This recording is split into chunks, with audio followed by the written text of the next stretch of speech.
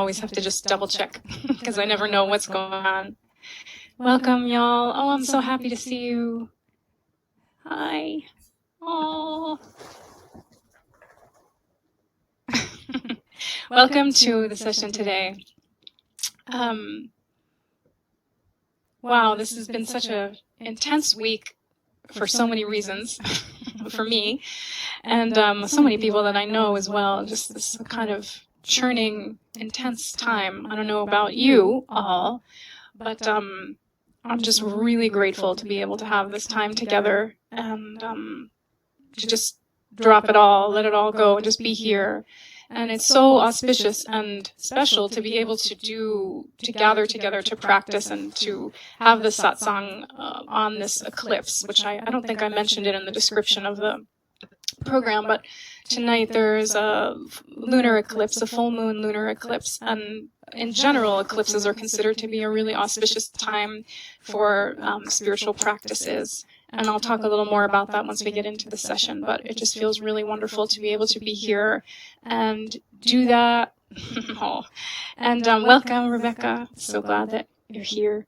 And it's also, I think I did mention in the circle that tomorrow, the full moon in May is a beautiful Buddhist festival known as Wesak, which is probably the most sacred day in the year for Buddhists. It's the commemoration and celebration of the Buddha's birth, enlightenment, and his death.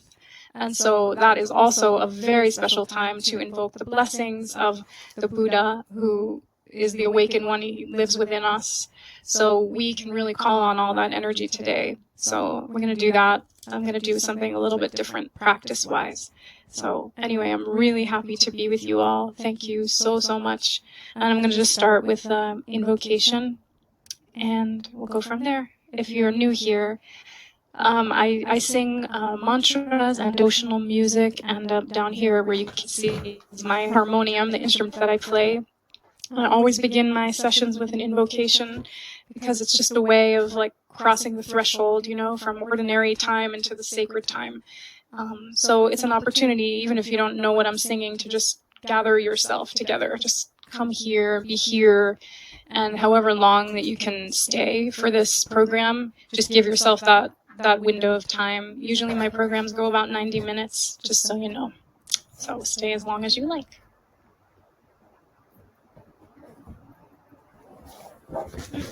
It's really hot today where I am.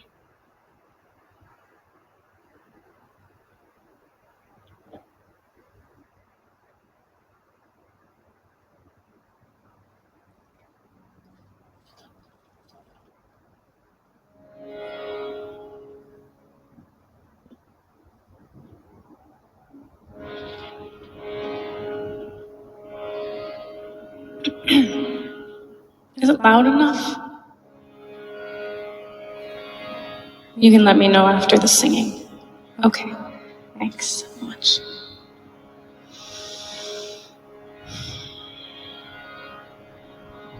Just be here now.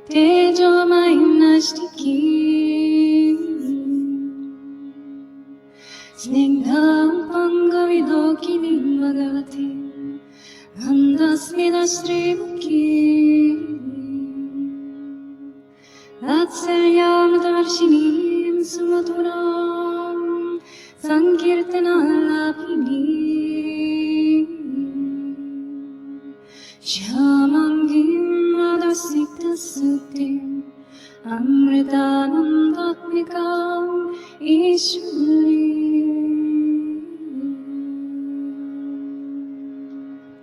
Om Amriteshwari Namaha Om Amriteshwari Namaha Om Amriteshwari Namaha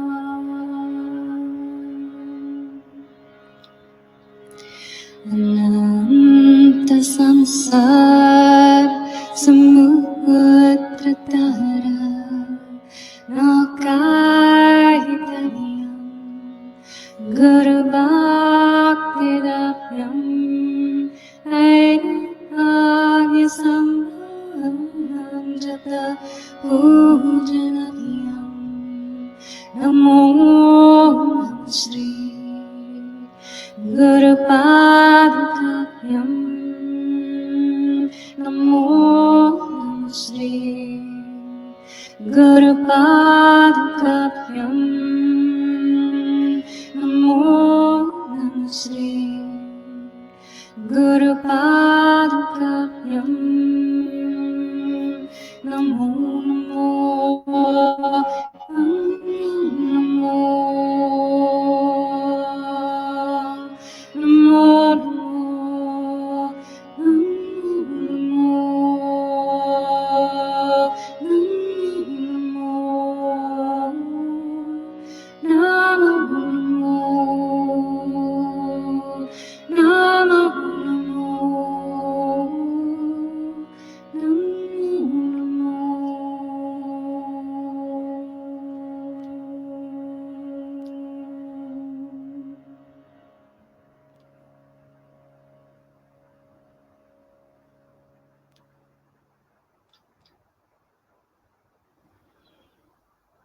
Just bringing your mind and body together in the same place.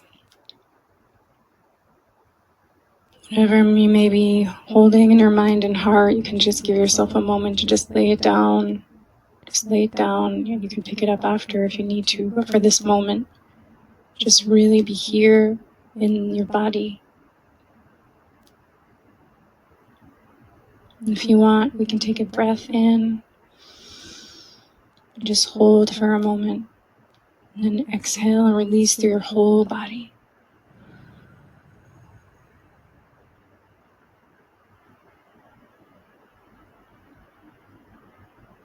May each one of us here during this time receive exactly what we need in this moment on all levels. Thank you.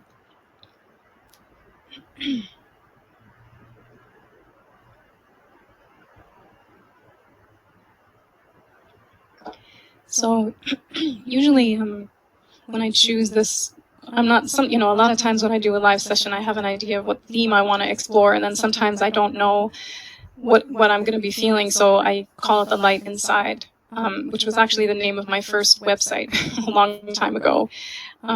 It just seemed to sum up everything for me. Sorry. Everything leads back to the light inside. Everything positive, negative, difficult, easy, whatever it is in life, it's all kind of guiding us back to that light inside. So for me, every subject, every river we could explore goes back to that ocean. So I chose that theme today just to see what would come up. And of course, something always arises, something that is maybe moving within me, but I find that a lot of times stuff that is happening within me, we are all like mirrors for each other. We're living in this hall of mirrors in this world. So the individual and the collective are, in a reflection process. So I hope that what we talk about today resonates for you in some way. So like I said, tonight there is a lunar eclipse, and there was just a solar eclipse, you may or may not remember, on April 30th. So usually the eclipses come in pairs, the solar and the lunar eclipse. So when there's a lunar eclipse is when the Earth comes between the sun and the moon. And, there's many different cosmologies and many different systems of thought about this, but for sure, ancient people throughout time have acknowledged these eclipses just like I talk about in my water ritual about the equinox and the solstices. These astronomical events are also astrological events, and they do affect us. You know, we're here on this earth, but we're actually in a vast galaxy, in a solar system with things going on that we really have no idea about. But for sure they affect us. So when there's an eclipse and the light is blocked, and this particular eclipse is it's also a supermoon because it's happening closer to the Earth, so it will look really big. And it's also it's called a blood moon. And so the Earth, it casts a shadow, which makes the moon look reddish. So if you see the moon tonight, if you can, you'll see that probably it will look big and red. And so when these eclipses happen, they fall in a particular sign. I'm not an astrologer, but it's something that I'm just interested in. I always like to be aware of just what's happening in this universe. You know, what are the energies that are moving around? Because I really do think that I know that I get affected by it. I think we all do on one level or another. So lunar eclipses are usually, well, first of all, an eclipse is obviously a time when light is eclipsed, whether the light of the sun or the light of the moon is being eclipsed by something, which I think is a fascinating metaphor that I want to talk about a little bit today. I mean, that's what really interests me in general, is like, what are these things symbolizing? What are they showing us about something that we do within ourselves? Because we're a part of nature, so our own light can get eclipsed, right? From things on the outside or things on the inside. What causes that? And how can we work with that? How can we use those moments as portals or opportunities for our awakening, just like an eclipse that happens in nature? You know, we also are nature. So when an eclipse happens, usually you can kind of feel the energy when there's an eclipse window between the solar and lunar eclipses. Oftentimes that it can feel like a very frenetic, intense time, lots of churning, lots of things moving, and a lunar eclipse can often be a time of, you know, revelations, of endings, of change, of transformation, of letting go, releasing things. It's a very heightened time emotionally, because if you think about the full moon in general is like that apex of emotion and energy. And when it's a supermoon, that moon is even closer to the Earth, so that energy is even more charged with that emotional energy. And then when there's an eclipse, it just heightens it even more. So maybe you have or haven't been feeling that in your life. I for sure have this past week. And so when the actual eclipse happens, you know, it's not like there's a moment that the eclipse happens and all of a sudden there's like a big bang and then it's over. It's like a window of time. And it's a window of time, you know, days and even weeks leading up to it. And then on the other side, you know, the effects of an eclipse can often be felt for up to 6 months after it happens. And so there's usually a peak. So this eclipse will peak tonight. Well, and in where I live in the States at about 12:11 a.m. Eastern time. So of course you can calculate it GMT or wherever you are. It's going to be a couple hours ahead.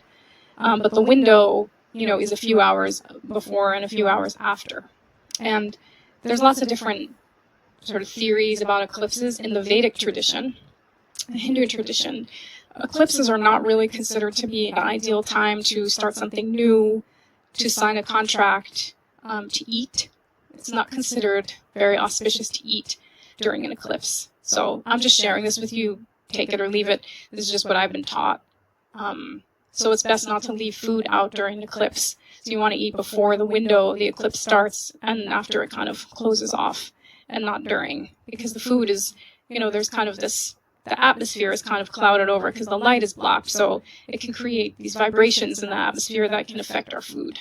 So that's one theory. But it's considered an extremely powerful time to do any kind of spiritual practice, any kind of inward work, whatever it may be, meditation or chanting or praying or whatever speaks to you, and to not necessarily go out and bathe in the eclipse. That's just another theory, another perspective, is just that it's best not to kind of be running around in the eclipse, just because the energy is kind of discordant.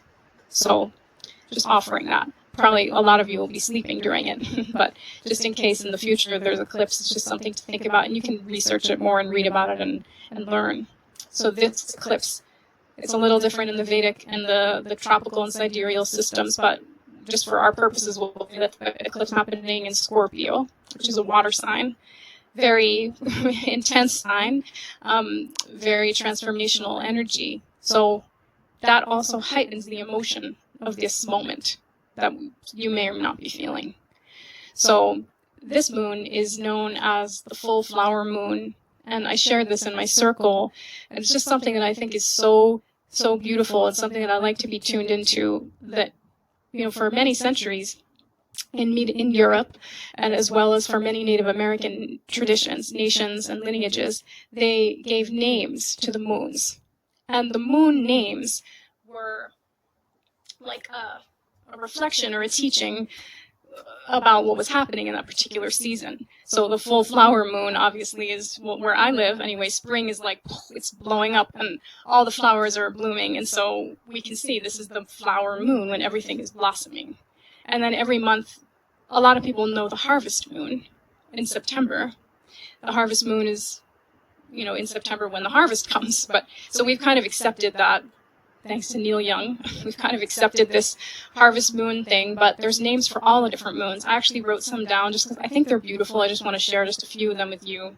So in June, the moon is known as the strawberry moon, because that's when the wild strawberries come out in the early summer. And of course, again, it depends on which particular nation, which lineage, and all of that we're talking about. But it's just to give you an idea. I think it's important because the more that we know these kinds of things, the more that we can be tuned in to nature and start to heal that rift of feeling separate from her, which I think is a big part of the problem that we're dealing with as human beings, because we feel so divorced from nature.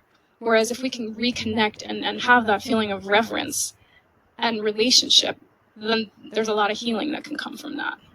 So the strawberry moon, that's the June moon. Sometimes it's called the rose moon or the hot moon, partly because it's very hot in July. In June. In July, it's called the full buck moon, because that's when the antlers peep on the deers.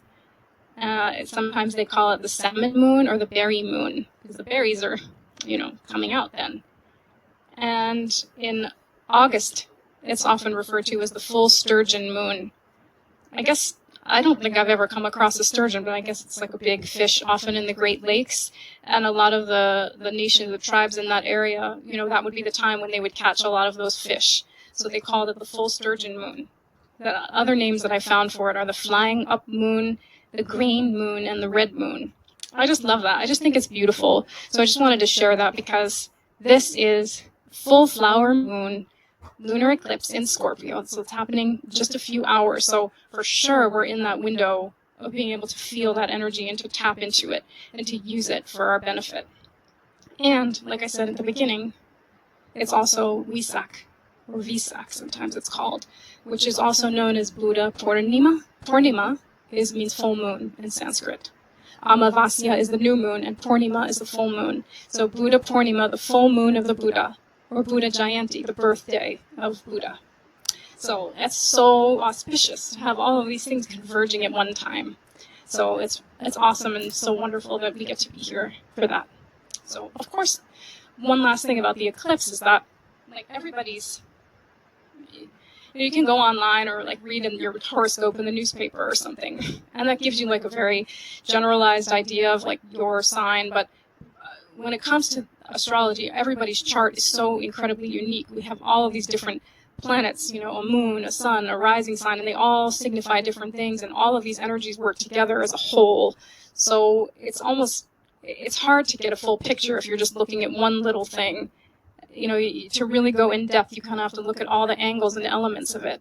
But wherever this eclipse is falling in your chart is the area of your life that will probably be affected over the next several months in some way or another. So it's something interesting you could look into. So eclipses. So I've been sitting with thinking about this session, what should we talk about, what should we do? I just started tuning into the idea of eclipses. And what is an eclipse? Obviously when something is coming around and blocking the light of something else, blocking the light of the sun or the moon. And I looked up the etymology of eclipse because I'm just fascinated by etymology and the roots of words and what they say, what they mean. And there's a lot of different meanings for eclipse. But eclipsis, which in Greek it means to darken, disappear, or to abandon, which I think is so fascinating, because I started thinking about it in terms of myself or all of us here in this world, and how so much of the time we kind of abandon our own light. We push our light down, or there's things that happen that stop us from connecting to our light. Whatever that may mean to you, it may be external circumstances that make it difficult for us to feel that. It may be stories we're telling ourselves, the patterns that we're stuck in, conditioning or habitual things that are kind of have us feel like we're locked and we can't access that light. And of course light can mean many different things. You can interpret it in so many different ways. It could be like the virtue within us, the goodness, our own inner power, our gifts, whatever it may be, however you feel, however you relate to that word. There are so many ways that we eclipse that, or that it sometimes feels eclipsed. And so I think it's interesting to just take a little time to think about that and look at how we are mirroring nature and nature is mirroring us. And these eclipses happen to usher in periods of change. And I think, in the same way, these internal things that happen with us when maybe we feel estranged from our inner light, or maybe we've abandoned it. We've betrayed ourselves in some way. We've dishonored ourselves. We've dishonored our light. Maybe that is something that has to happen to help us come back to it. We wander away so we can return. We forget so we can remember. I personally don't have this very binary perspective that's like, it's all good when you're in the light, and when you don't feel the light, it's bad. I just don't think that way. And I think everything is drawing us back to our home. And we shouldn't put, good and bad on it. We should look to see, why may this be benefiting me, even if it doesn't feel like it is. So what are some of the things that block our light or that eclipse our light? Obviously, we could take an entire truckload of stuff from our childhood, our early years, wounding, trauma, generational trauma, all of that, of course, that's coming along for the ride. So that has an effect. Cultural narratives, right? Stories that are going on in the collective about what's acceptable, what's not acceptable, for sure.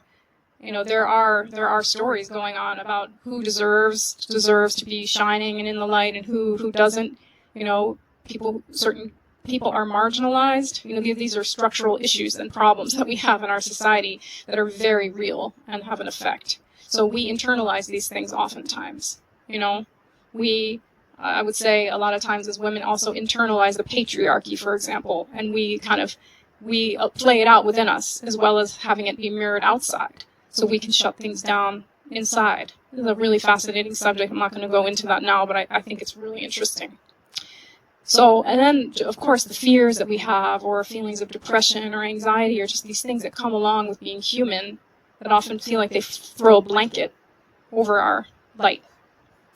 And one of the things that I think is, at least in my own life, so much at the root of that is just that core wound or feeling somehow of, unworthiness, or of not being good enough somehow, or of being found out, which many people think about as imposter syndrome.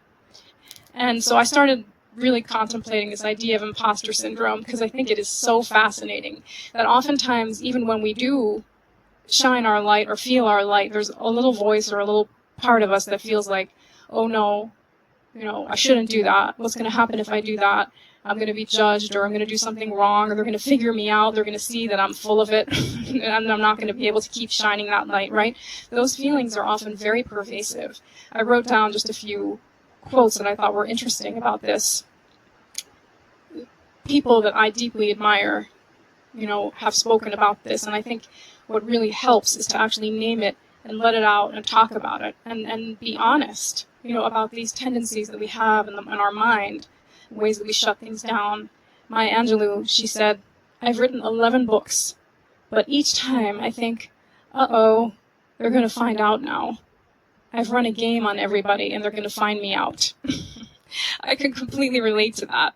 There's so many people who have accomplished amazing things, but underneath, for so many different reasons, may feel like, oh no, what if they see through that? sometimes I'm always laughing, like when I go on Insight Timer or something and I see my, my little thing there, it's like being featured in my live, and I'm like, oh my God, that's, I'm supposed to do something, like all of a sudden feel like, I don't know, is that, should I be there, should I not, whatever that story goes on. But what I've come to realize is that we really are all imposters, actually.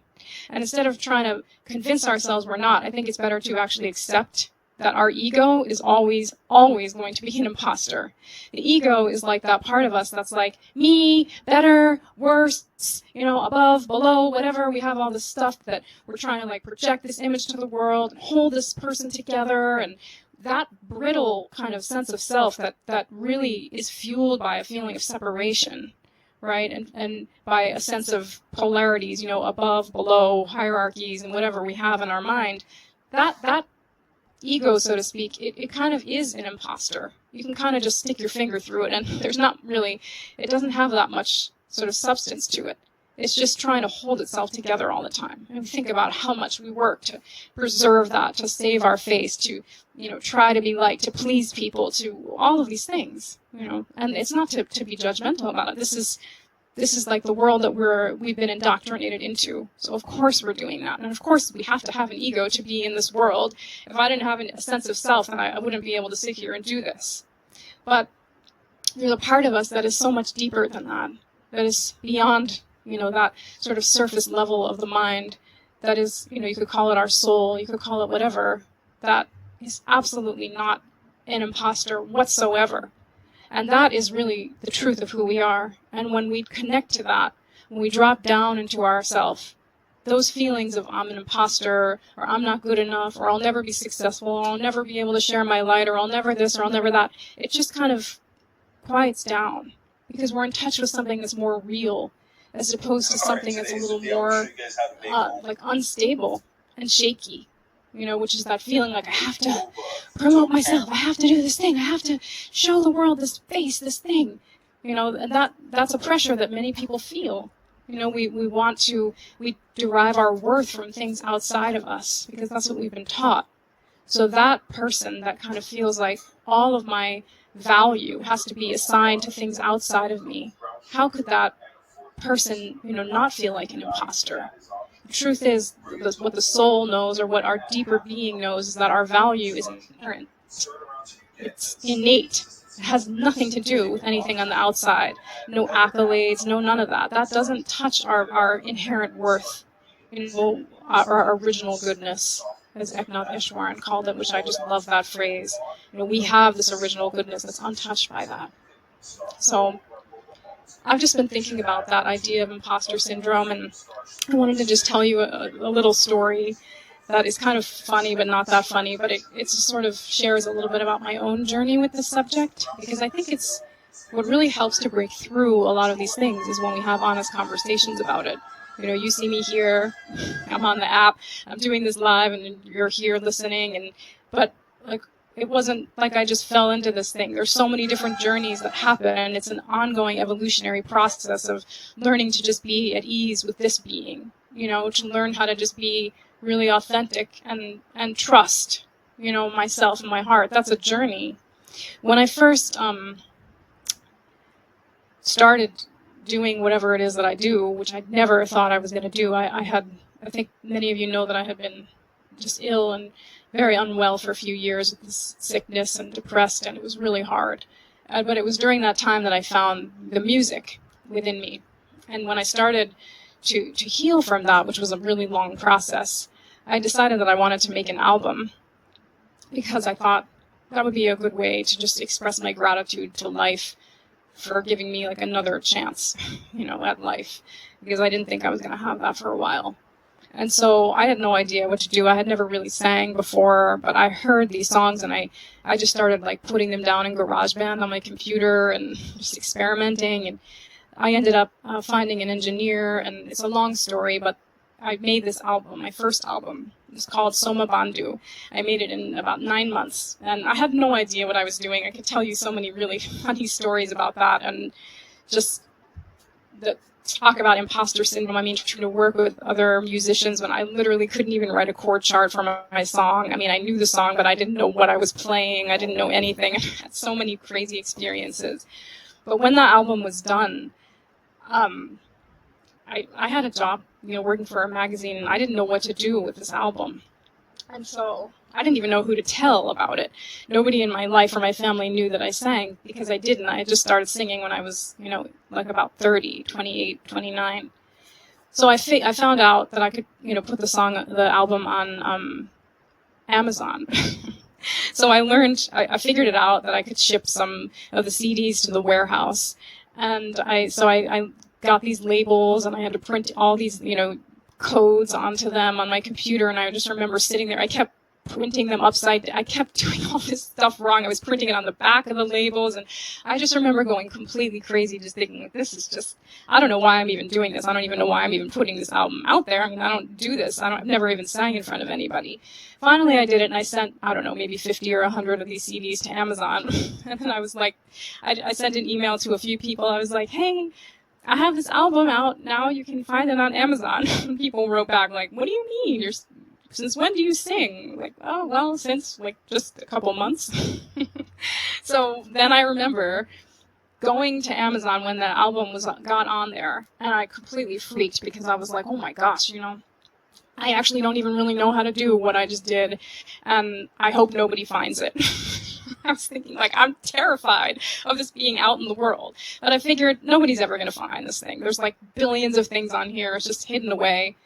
And so there it was on there, and I just went about my business. And I guess maybe 2 months later or something, I got this email from this man who ran a really like large yoga center in Atlanta. And he just said, I found your album on Amazon, and I just resonated with the music so much, and thank you so much.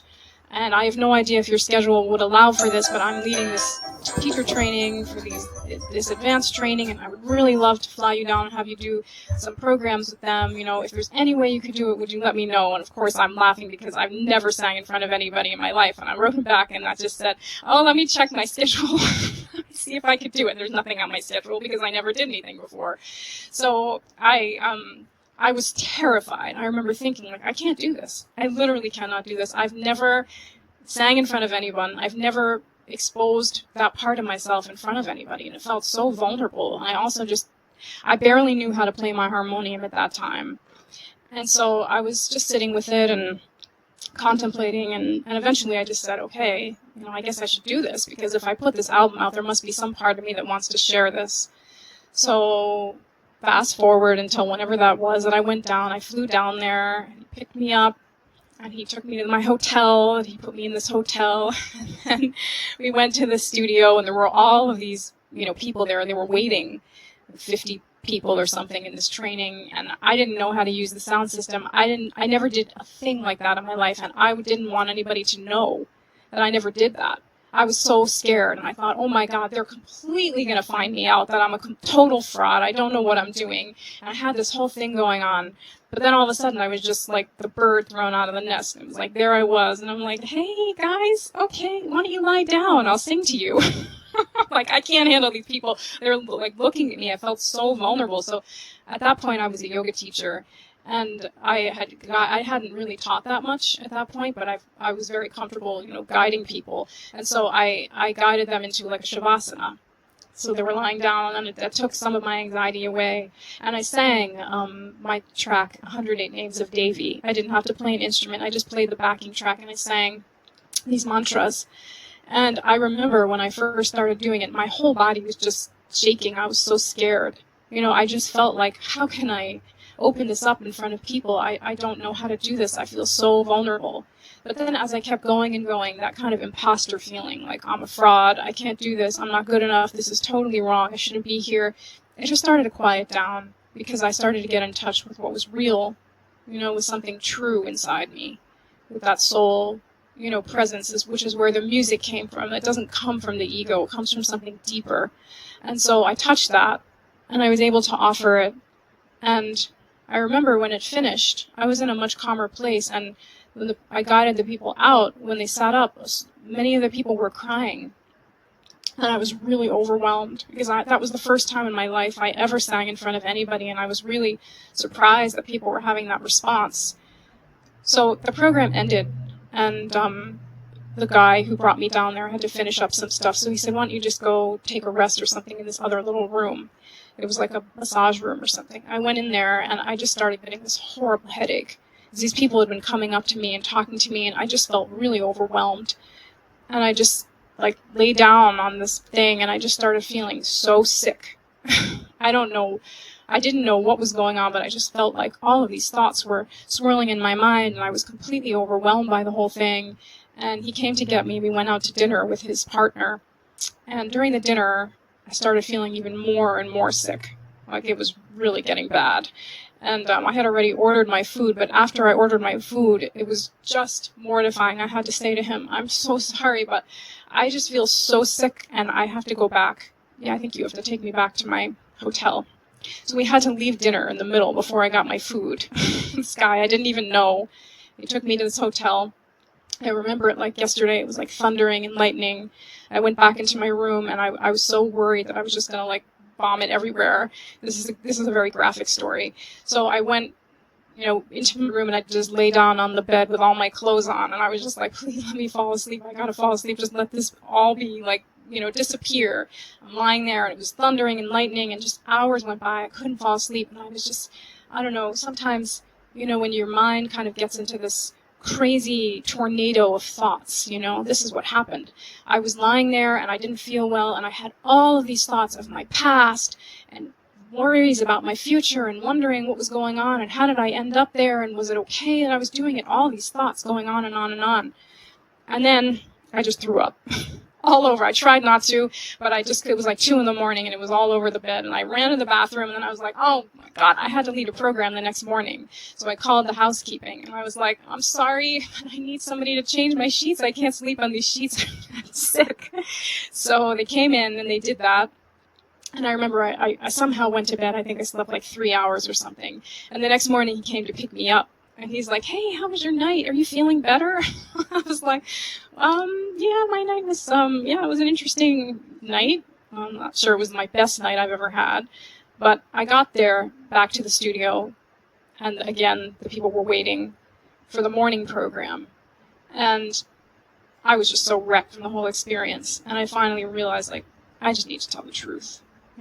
I just need to be honest. I've literally never done this before. I've never felt that vulnerable of actually putting myself out there in front of anyone and sharing that deepest thing that I had only ever shared with myself and maybe like 3 people, an engineer and a couple of plants or something like at that point. So I shared, from my heart about it, and that I felt like all of these feelings of like being a fraud and everything, and I just opened up because I thought, I don't care. I don't have anything to lose. Why do I have to pretend to be something? I don't need to. I just need to be real and honest. And it was really an amazing experience what happened. Like the truth. How it created just this field of, I don't know, it was like an experience of just this deep humanity and love that really like woke up something in me and made me realize that is the way. That is the path. That to acknowledge the parts that feel like an imposter, to acknowledge those fears, those things that are, part of our humanity, and then to recognize like that so many of us feel those things, but that's actually not really the truth. There's something so much deeper underneath that. And to name it helps to access that.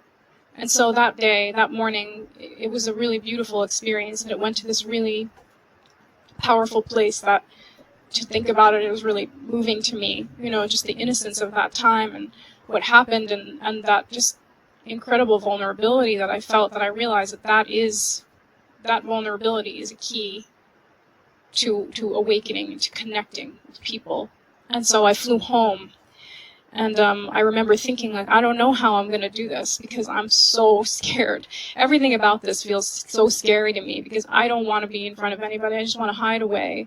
But yet I'm being asked, in some way to come out. And so I just remember thinking, like, I'm going to just have to trust and just be totally honest and just keep walking forward. And I know this is what I'm supposed to do.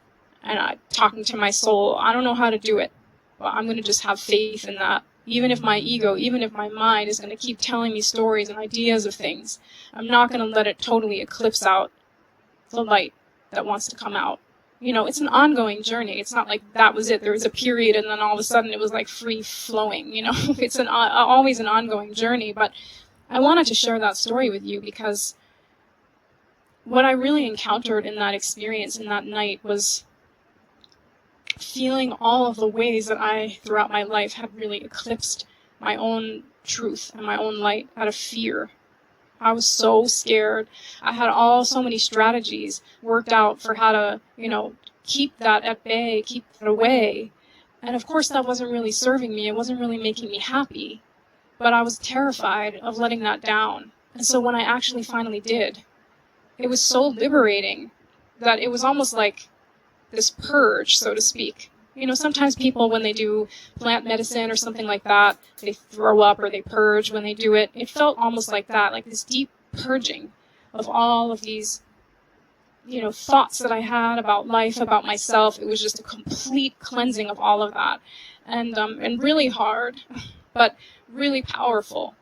And so I think that it was all of the ways that I tried to eclipse that light that in some strange way helped me get to that place where I really felt that doesn't work anymore, it doesn't feel good anymore, and that I don't want to do that anymore. And in that way, it was my friend. That shutting down of the light was my friend. And it helped to draw it out. And so I just learned a lot, from that experience, and learning to just accept that it's okay. There's nothing wrong with feeling like an imposter. That little person within that wants to prove herself or wants to be seen a certain way or is afraid of what other people think. We all have that to varying degrees. That part is in need of real love and acknowledgement. Not just like, you think you're an imposter, that is totally the wrong way to think and just shut it down. No, that part has something to say. That part is behaving in that way for a reason. Usually because of protective mechanisms, because of fear. And so to be able to embrace it and to know there's something deeper that can hold that is a powerful thing. And for me, that's so much of what my journey is about still, and it will be probably always. What are my fundamental beliefs about life? What are my ideas? Is there enough space? Is it okay for me to exist? Is it okay for me to have my space? Yeah, it is. It's okay for all of us. Space has no parentheses around it. It has no boundaries. It's boundless. It's space. There's enough space for everybody to be here, to exist, and everybody is needed. Everybody matters. Everybody's gifts are important. That's why Amma, my spiritual teacher, says, even if a tiny screw is missing from an airplane, then it can't fly. That is such a potent image to me. We think, just a screw, it's insignificant, but it's not. If that screw isn't there, then that plane is not gonna work. So every single person matters, and I think it's important sometimes to question our fundamental beliefs about life, that we all belong here. How do we know? Because we're here. The evidence is just in reality. It's not in the stories that we're telling ourselves about it. Me not doing this is not helping anyone, even if maybe it feels safer and more comfortable not to. So it's a journey of learning that it's okay to just be me, to be here, to be with you. I don't have to be anything or anyone other than just be honest.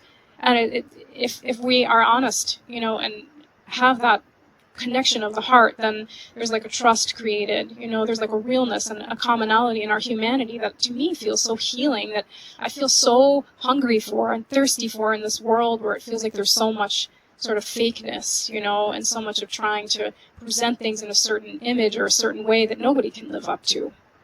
So these are the thoughts that I've been having this week as I've been meditating upon this just eclipse energy and looking at the ways that I probably still, eclipse certain things out, or, I said that word has in the etymology is connected to being abandoned, to abandon. It's a constant practice of abandoning myself and returning constantly. For me, music is an amazing bucket that I drop into the well and pull myself out back to myself. But there are so many different ways to do it. Each person has their own way of reconnecting. But I think to honor that eclipse, the way that we eclipse things, the way that we push things out, or that we snuff out our light, or we don't think that we deserve to shine, or to be here, to exist, to have a voice, to have our power, we all do. And so by being together, we can hopefully inspire one another to reconnect to that. So I hope that was an enjoyable story. I have never told that story before, but I just was thinking about it this week. It's just so fascinating. It's like one day being in that situation, and then now I'm here with you, and I don't even understand even what happened or how it happened or what's going on at all. But I just know that there's something deeper, that wants to speak. And we all have that. It just comes out in different ways. So what I wanted to do for our practice today is, because it's the Buddha Purnima, it's the full moon of the Buddha, Shakyamuni. Shakyamuni's name, Shakya is was the clan that the Buddha was born into, and Muni, it means sage. So Shakyamuni is the sage of the Shakyas. That's what Buddha was. Maybe some of you have heard my story on the app called The Life of Buddha.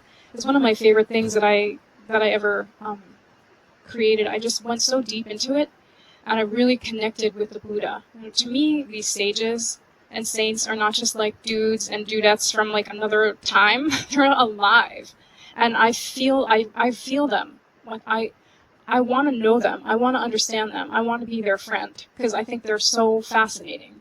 And Buddha was a man. He was a very amazing man who completely, he just, aside from the incredible canon of teachings that he left, his life to me is the most amazing scripture. He totally went against convention. He was a total rebel. He was a nonconformist. He was a revolutionary. And he went against really the status quo because he totally trusted himself.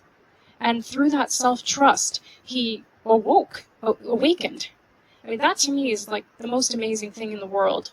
To see a being born into this world and completely question things and look deeply into them and make choices that will change the entire course of the world, which he did. 2,500 years later, we're still reading his teachings, we're still inspired by him. And Buddha, it means the awakened one. And that awakened one, it is inside us. When we chant to Buddha, when we acknowledge that presence of the awakened one, it's not like we're like singing to some guy in the clouds, or first of all, Buddha was totally on the earth. He was here. He was on this earth. You look at people like Thich Nhat Hanh, who, he says the miracle is not walking on water. The miracle is walking on the earth. So he was here, and he shows us what our full potential is. He's exemplifying that. So by honoring him, so to speak, really what we're just honoring is that light inside, which is what I call this session. It's that light inside that we are singing to and calling to always, whenever we're chanting, whatever it may be. It may seem like something external, but it's not. It's actually something that is the truest thing within, like that soul presence. Underneath all of that chatter that I was talking about. Oh, I'm not good enough. I shouldn't be here. I'm a fraud. I'm not. No, that's fine. That's cool. That can do its thing, but go deeper. That is like the awakened presence in us. So when we water those seeds, they come to life. So I want to do that today.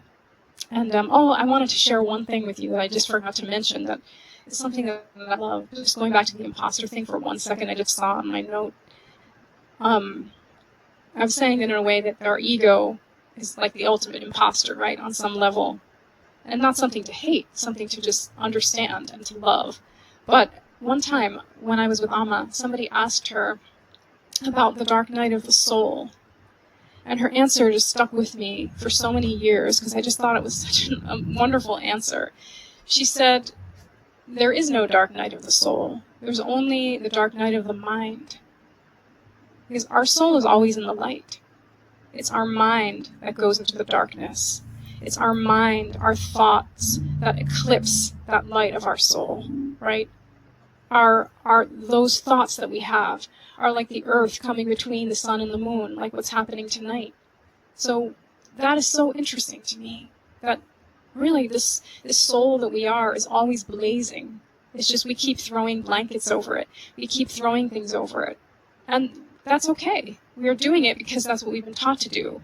And there's a lot of beauty in removing those blankets. So it's fun. It's fun if we can approach it like a play in some ways. There's beauty. When we close down, we have the joy of experiencing that openness. Like in this world of duality, we kind of are having those things happening in like a dance, you know.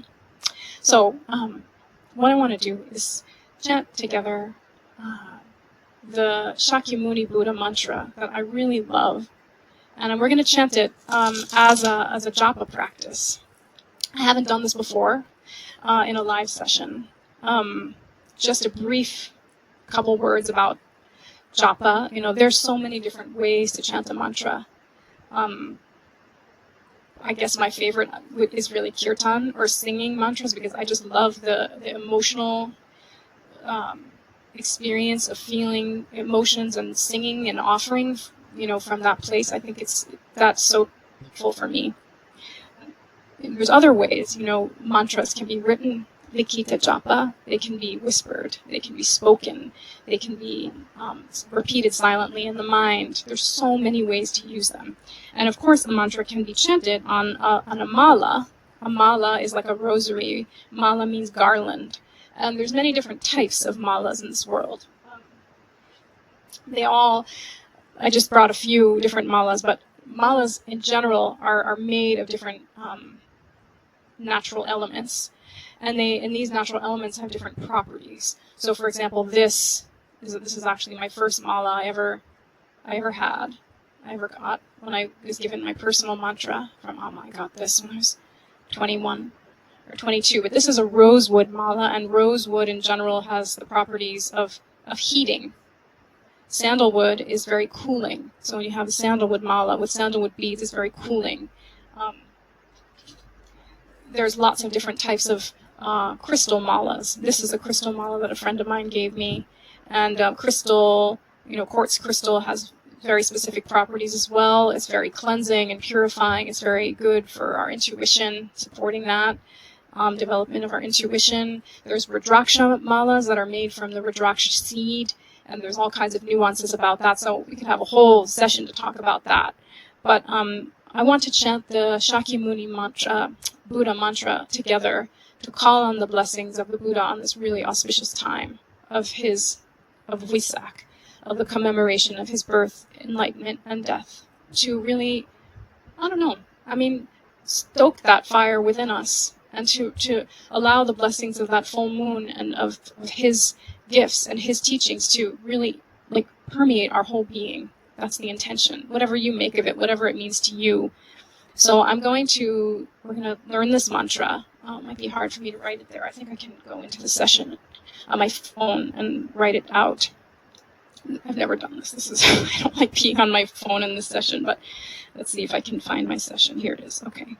So, it's not letting me go into my session. What? That's weird. Oh, I don't know. It's not letting me go into my session. Okay, hold on. Sorry, guys. Okay, here I am. Okay. Muni. Oh. I'm almost done. Oh, Muni, Maha, Muni, Soha.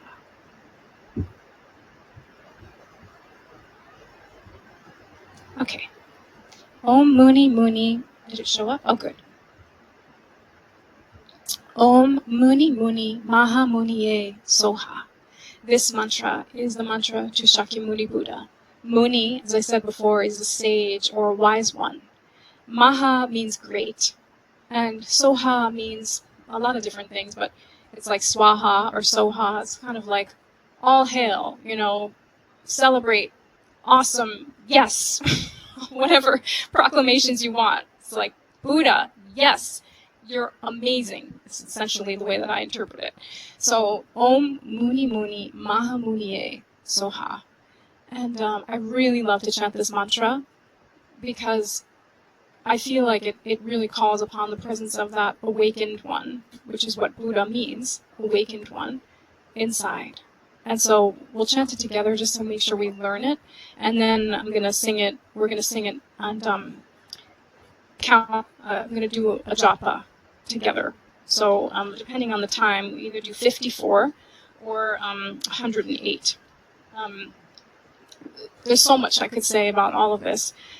108, as you may or may not know, is considered a very sacred number, not only in the Hindu tradition, but in the Jain tradition, in the Buddhist tradition, and many traditions. 108 is considered just a sacred number, and it represents the wholeness of existence. When you start going deep into it, it's like, whoa, for me, it's mind-blowing. I'm not much of a mathematician, but you can really go into the mathematics of it, and that'll blow your mind. But there's all kinds of different esoteric teachings about this number, 108. They say that there's 108 nadis or energy channels from the heart. There's 108 sacred sites throughout India. It's said that the diameter of the sun and no, what is it? Let me think about how it's phrased. It's the distance of the sun and the moon to the earth is 108 times their respective diameters. It's fascinating. When you start going into this, you start seeing there's all this stuff about 108. So oftentimes malas in general are made with 108 beads, and sometimes they're made in like derivatives of 108, like 54. This mala has 54 beads. So usually 108 is one japa. You would chant 108 times. Or if it's 54, you might do one round and then you go back the other way. So somebody just asked this question in my course the other day. Most malas have what's called a meru bead or a guru bead, and you don't cross over this bead. We go up to that bead and then we go back around the same way. Lots of explanations for this. This represents like the direction that we're moving, the goal that we're moving towards. You can also say it represents like the teacher. So we don't cross over the teacher. We don't cross over. We with respect. We touch it and then we go back around the other way. And it's also just an opportunity to pay attention and have mindfulness. Realize, okay, I'm still doing this, because you can start to get really mindless when you do japa. So everything, like, it's a very tactile experience, and one of the reasons is that the tactileness helps our mind to stay focused. So when your mind wanders, you just, okay, I'm touching this, I'm present, I'm feeling this, I'm with the sound, I'm with the bead. So our mind, it really needs a lot of things to help it, because it's nuts. It's a crazy, horse galloping all over the place.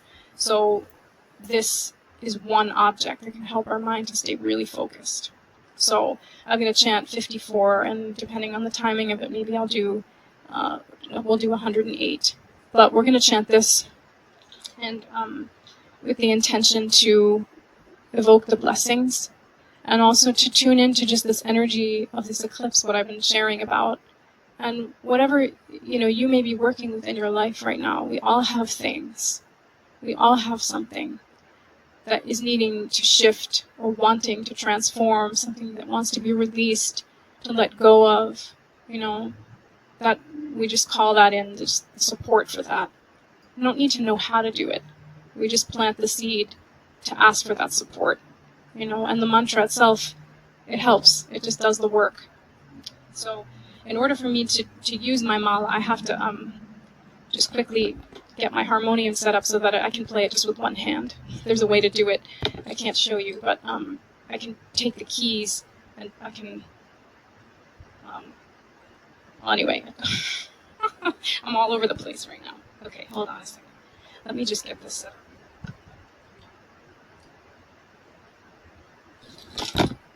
Sorry, y'all. Mala should be treated with respect. You don't put a mala on the floor, because when you do japa practice with a mantra and a mala, it contains the spiritual energy of the mantra. So you don't want to just kind of throw it around. It's like a sacred object. So you might keep it on an altar somewhere special, or in like a little special bag or something, or on your body, but you don't want to step on it. You don't want to put it down on the floor, just traditionally, because it has all those vibrations, and it's in service to awakening.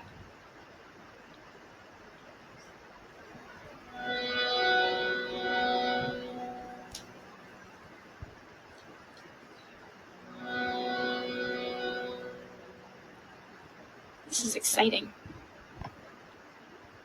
It's really exciting and just beautiful to be able to chant a round of this mantra together, all together, with our energy all connected at this time. So I really want to encourage all of us to just, as much as possible, just keep bringing our mind back. It's totally natural for the mind to wander. That's what it's designed to do. But just keep trying to bring your mind back. Come back to the sound. Come back to your body. Come back to the present moment. And imagine that we're just kind of creating this cauldron of energy, you know, this really auspicious mantra and this really auspicious time. And we'll see what happens from that. When you use a mala for practice, generally speaking, you don't use this pointer finger when you move the beads. Think about your pointer finger. It's like your ego finger, so to speak. You're wrong, right? Pooh. So that's the vibe of this finger. So we keep that finger out, and there's other ways you can do it. I mean, I usually do it with the middle finger and the thumb, or there's different ways to do it, but that's what I've always been taught.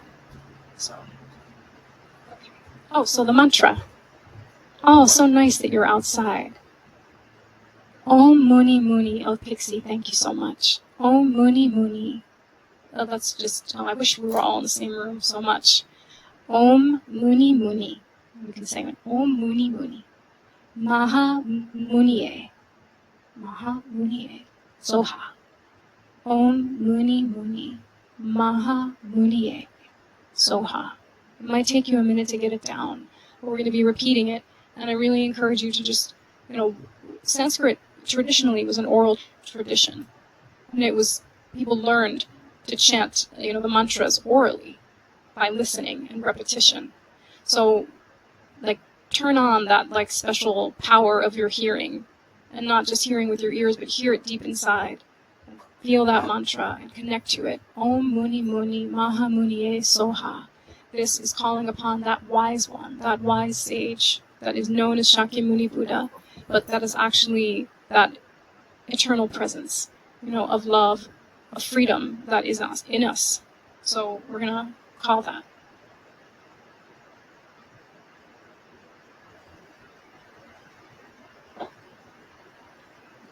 All right, thanks for your patience. I love you too, Robin. So good to see you. Okay.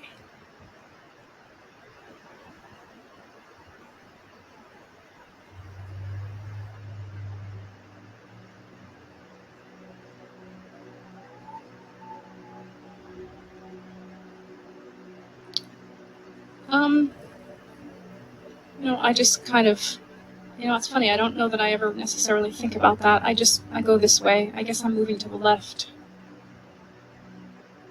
So you don't have to use a mala. You don't have to worry about it at all, because I'm going to keep count. But I'm just sharing this for any of you who may want to use one, or who do use one. Just a couple little things about it. There's so much more that we could talk about of this subject. Really, these are just aids to help us. They're like a raft, but when we get to the other shore, we don't carry the raft anymore. So I think ultimately the goal is really, it's nice to have this aid, but then we want that mantra to just keep on going all the time in the background, and it does. Om Muni Muni Maha Muni Soha. Om Muni Muni Maha Muni Soha. Om Muni Muni Maha Muni Soha. You don't even know you're doing it. It's just going. Right? And we get to that place where those mantras become so much part of our being that they just go on their own. So, okay. So I think I'm going to just chant just a little bit to just get us into that space, because I've been talking a lot, and then we're going to chant this together. So remember, this is a mindfulness practice, and when your mind goes elsewhere, it's okay, but just try to come back and remember what we're doing here in this really auspicious time.